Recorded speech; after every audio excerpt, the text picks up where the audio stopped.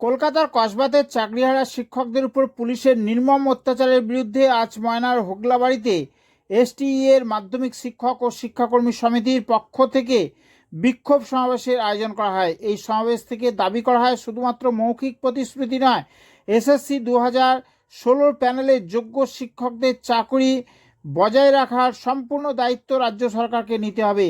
এই দাবিতে বিক্ষোভ সভার আয়োজন করে এসটিইএ। এই সভা থেকে দলের পক্ষ থেকে কি বলা হলো শুনুন। কোথায় কি কর্মসূচি? আজকে সারা রাজ্য জুড়ে যে যোগ্য শিক্ষক শিক্ষাকর্মীরা বিভিন্ন ডিআই অফিসে তারা তাদের চাকরি বহাল রাখার দাবিতে যে বিক্ষোভ কর্মসূচি নিয়েছিল, সেই কর্মসূচির কলকাতা ডিআই অফিসে যেভাবে পুলিশ বর্বরোচিত আক্রমণ করেছে এবং এই আক্রমণের ফলে কয়েকজনকে আজকে হাসপাতালে ভর্তি হতে হয়েছে, পুলিশ লাঠিচার্জ করেছে, লাঠিপেটা করেছে। এই যে যোগ্যদের যাদের চাকরি খেয়ে নিল সরকার, আবার তাদের উপরই পুলিশি অত্যাচার করলো, তার প্রতিবাদে আজকে এখানে প্রতিবাদ সভা ছিল।